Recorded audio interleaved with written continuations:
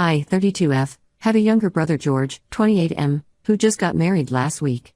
Instead of celebrating his new marriage, he's been calling me nonstop, blaming me for Dad not showing up at his wedding. The whole situation is messy and has a lot of history behind it, so I'll try to explain everything. Our parents split up when I was 15 and George was 11. Dad was a heavy drinker, and it started even before I can remember. Mom used to tell me that when I was a baby, she'd often find empty bottles hidden in the garage.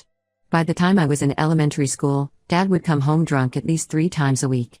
He wasn't physically violent, but the emotional abuse was constant and devastating. Dad worked as a sales manager at a car dealership, and he'd often use work stress as an excuse for his drinking. He'd come home reeking of alcohol, slam doors, and start screaming at Mom about the smallest things, dinner being cold, the house not being clean enough, or even us kids making too much noise while playing. He'd call her worthless, blame her for everything wrong in his life, and sometimes lock himself in their bedroom for days, refusing to talk to any of us. I remember one particularly bad night when I was 14.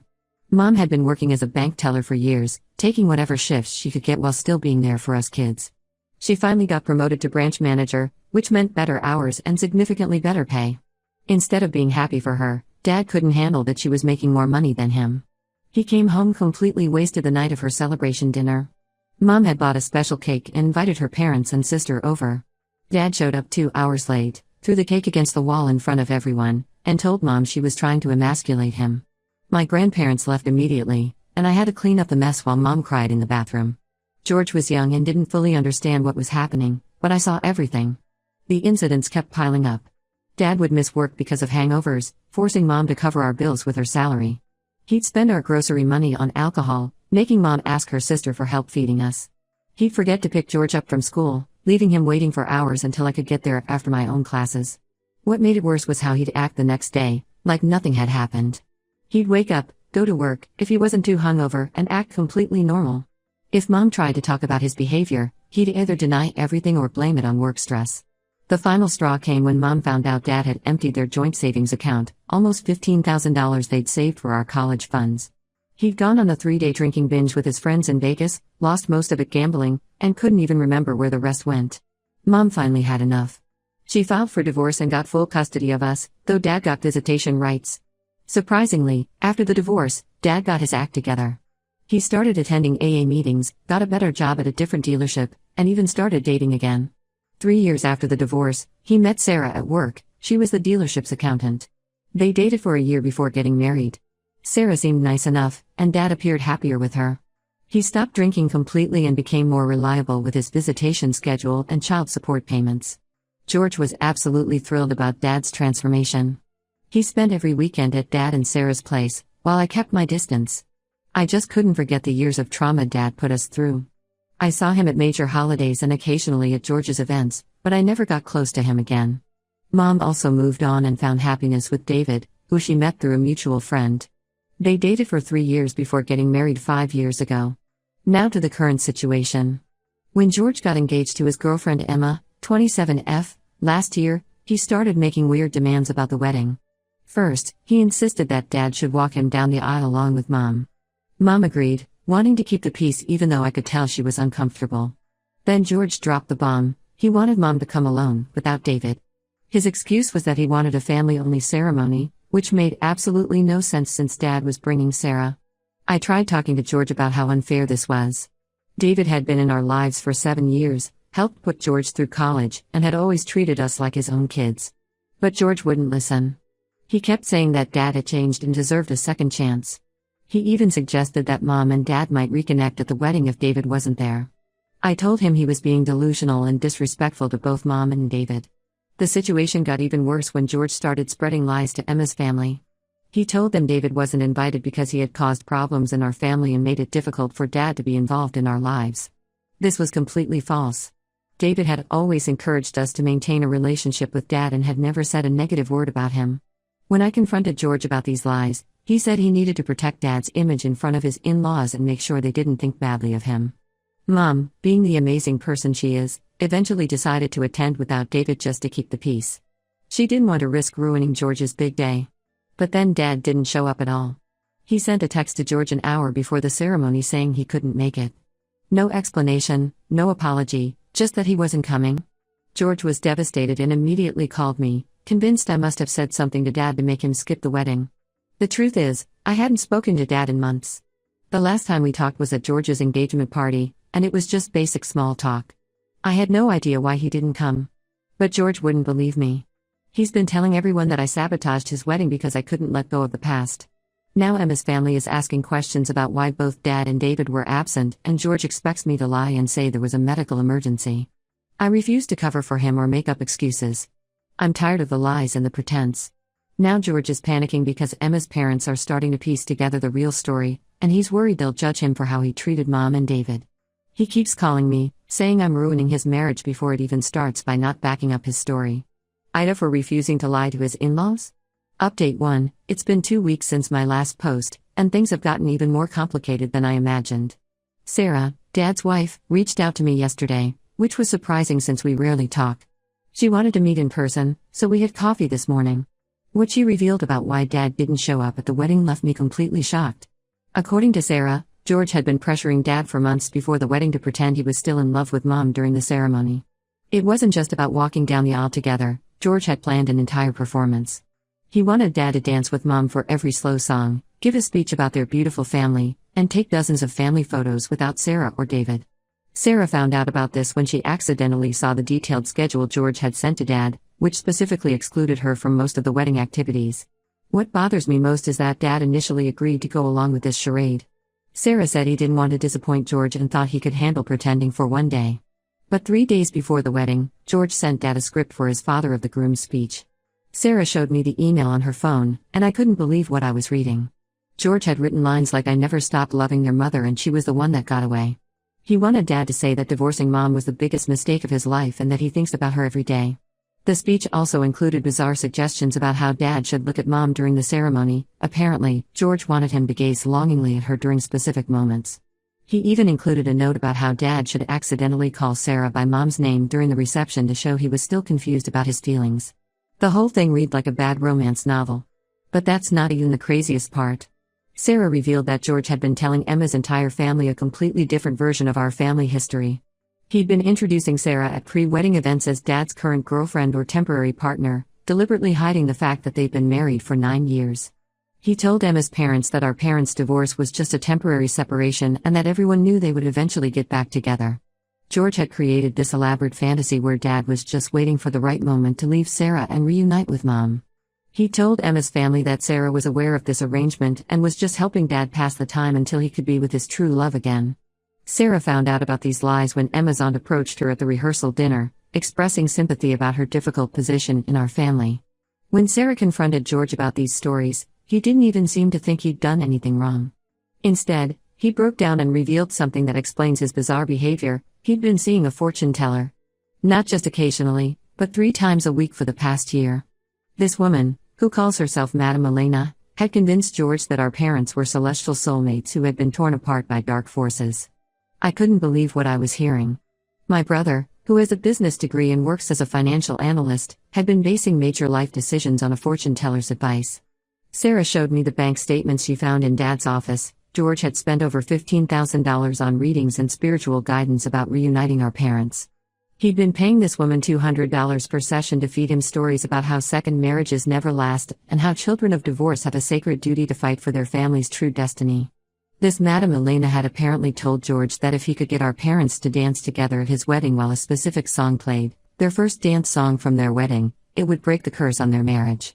She claimed that the moment they touched, all the negative energy from their past would dissolve, and they would realize they were meant to be together. George had planned his entire wedding around this supposed prophecy. The truth about Dad not showing up was tied to all of this. The night before the wedding, George sent Dad one final email. Sarah showed it to me. It was practically unhinged. George had written that if Dad didn't follow the script exactly, if he showed any affection toward Sarah or acknowledged her as his wife, he would be destroying the family's last chance at happiness. He told Dad that this wedding was destined to be the moment our family healed, and if Dad ruined it, George would never forgive him. That's when Dad finally broke. He couldn't handle the pressure of George's demands or the responsibility of supposedly fixing our family through this elaborate deception. Rather than go through with George's plan or confront him about how delusional it all was, Dad took the coward's way out and just didn't show up. Sarah decided to tell me all of this because she's worried about George. She thinks he's having some kind of breakdown and needs help. She feels guilty for not telling us sooner about George's odd behavior and the fortune teller's influence. She also wanted me to know that she never meant to come between our parents, something George had apparently accused her of repeatedly. I'm still trying to process all of this information. It explains so much about George's recent behavior, but it also raises new concerns about his mental state. I haven't told Mom any of this yet. I know I should, but I'm worried about how she'll react to learning that her son has been essentially plotting to break up her marriage based on a fortune teller's predictions. I tried calling George after my meeting with Sarah, but he won't answer my calls. Emma texted me saying he's not ready to talk. I don't even know how to begin addressing this situation. My brother needs help, but I'm not sure he's willing to admit that anything's wrong. Update 2. 3 months have passed since my last update, and the situation has taken an even more twisted turn. After learning about the fortune teller's influence on George, Mom decided to do some digging. What she uncovered was shocking. Madame Elena wasn't just some random fortune teller taking advantage of my brother's vulnerability. She was Lisa Martinez, Sarah's former sister-in-law from her first marriage. The story goes deeper than we imagined. Before Sarah met our dad, she was married to Lisa's brother, James. Their marriage ended when James died in a car accident 12 years ago. According to what Mom found out, there was a significant inheritance involved. James had a successful construction business, and in his will, he left 60% of his assets to Sarah and 40% to his family. Lisa was furious about this split, claiming Sarah had manipulated James into changing his will just months before his death. Sarah had used her portion of the inheritance to start a new life, which eventually led her to meeting our dad at the dealership. All these years, Lisa had been harboring resentment, believing Sarah had stolen what she saw as her family's rightful inheritance. When she discovered through social media that Sarah had married our dad and become a stepmother, she saw an opportunity for revenge. Lisa specifically targeted George after learning he was Sarah's stepson. She set up her fortune-telling business in our city just 6 blocks from George's office, knowing he would pass by it every day on his way to work. She even hired people to casually mention to George how accurate her readings were. It was all an elaborate scheme to get close to him and use him to destroy Sarah's new life. She knew from stalking George's social media that he was struggling with accepting our parents' divorce even after all these years. She played on this vulnerability, feeding him exactly what he wanted to hear, that our parents were meant to be together, that Sarah was just a temporary obstacle, and that he had the power to fix our family. The worst part is how methodically she manipulated him. Mom found online reviews where Lisa's other clients complained about her charging $50 to $75 per session. But she charged George $200, knowing he made good money as a financial analyst. She used that extra money to hire private investigators to dig up details about our family's past, information she would then casually drop during readings to make her predictions seem more credible. When Sarah discovered this connection, she was horrified. She remembered Lisa from family gatherings during her first marriage but hadn't recognized her as Madame Elena because Lisa had dramatically changed her appearance. She and Dad immediately reached out to George to explain everything. They showed him photos of Lisa from Sarah's first wedding, proving she was the same person as Madame Elena. George was devastated. Finding out that the person he had trusted with his deepest hopes about our family was actually someone with a vendetta against Sarah broke something in him. He finally realized how his actions had hurt everyone, especially Mom and David. The reality that he'd spent thousands of dollars funding someone's revenge scheme against his own stepmother hit him hard. The truth about Lisa came out to Emma's family too. Emma's father, who works as a lawyer, was particularly angry about the manipulation. He's helping George build a case against Lisa for fraud, though George is hesitant about pursuing legal action because he's embarrassed about being so thoroughly deceived. Emma has been surprisingly supportive through all this, but she's made it clear to George that things need to change. She insisted that he start setting firm boundaries with Dad and Sarah's extended family. She also helped him see how his obsession with reuniting our parents had affected their own relationship. Apparently, he had been comparing every aspect of their relationship to our parents' marriage, trying to avoid what he saw as their mistakes. Mom suggested family counseling, but George isn't ready for that yet. He's still processing the humiliation of falling for Lisa's scheme and the guilt over how he treated everyone. He did, however, finally called David to apologize for excluding him from the wedding. It was a start, even if it came too late to fix the hurt he caused. The most ironic part of all this is that Lisa's plan to destroy Sarah's happiness completely backfired. Instead of breaking up Sarah and Dad's marriage, this whole situation has actually brought them closer together. Sarah's handling of the situation, choosing to tell me the truth, helping uncover Lisa's deception, and still showing concern for George despite how he treated her, has shown everyone what a genuinely good person she is. I'm still angry at Lisa for taking advantage of my brother's emotional vulnerability, but I'm also relieved that the truth came out before more damage could be done to our family. Update 3. It's been 6 months since everything happened, and our family has gone through significant changes. After the truth about Lisa came out, George finally apologized to Mom and David for excluding David from the wedding. It wasn't an easy conversation. George broke down several times while trying to explain his actions. He admitted that even before meeting Lisa, he'd struggled with accepting Mom's marriage to David, but Lisa's manipulation had turned that struggle into an unhealthy obsession. David, being the incredible person he is, didn't hold on to any resentment. He told George that while the wedding exclusion hurt him deeply, he understood that George had been manipulated during a vulnerable time in his life.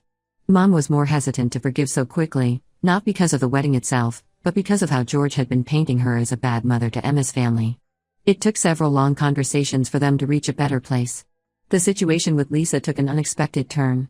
Even though George didn't want to pursue legal action, Emma's father discovered that Lisa had been running her fortune-telling business without proper licenses and had several complaints filed against her for fraud. He reported his findings to the authorities, and Lisa is now facing criminal charges for running a fraudulent business. She's also being investigated for stalking, as evidence showed she had been following both George and Sarah for months before setting up her business near George's office. Dad and Sarah moved to Arizona for work 3 months ago. Initially, I was worried this might trigger George's abandonment issues again, but surprisingly, the distance has been healthy for everyone. Without the pressure of forced family gatherings and fake reunions, we've all been able to build more genuine relationships. George and Dad talk on the phone once a week, but there's no more fantasy about him leaving Sarah or getting back with Mom. Emma's family has been incredibly understanding through all of this. Emma's mother actually shared that she had gone through something similar with her own divorced parents, which helped her understand George's behavior better. They've been helping George realize that a healthy family isn't about forcing people together or living in the past, but about accepting reality and building honest relationships in the present. Mom and David recently renewed their vows in a small garden ceremony for their 5th anniversary. This time, George not only attended with Emma but also gave a heartfelt speech about how David had been more of a father figure to him than he'd previously allowed himself to admit. It was a beautiful moment of healing for everyone. Sarah reached out to me last week to share that she's expecting a baby. She was nervous about telling George, worried it might upset him, but he took the news well. He even offered to help set up the nursery when they visit for Christmas. It's a small gesture, but it shows how far he's come in accepting that Dad has a separate life and family now. The most significant change I've noticed is in George himself. He stopped idealizing our childhood and our parents' marriage. He started talking about some of the darker memories he had suppressed, the fights he pretended not to hear, the times Dad missed his school events because he was drunk, the way Mom used to cry when she thought we were asleep. It's painful, but it's real, and dealing with these memories honestly seems to be helping him move forward. Emma tells me he's also become more invested in their relationship instead of constantly comparing it to our parents' marriage. They're talking about starting their own family soon, and George seems determined to break the cycle of dysfunction he was so desperately trying to recreate just 6 months ago. While our family isn't perfect, we're finally learning to accept each other as we are, not as we wish we could be. Sometimes broken things can't be fixed, but maybe they can be rebuilt into something different, and possibly even better.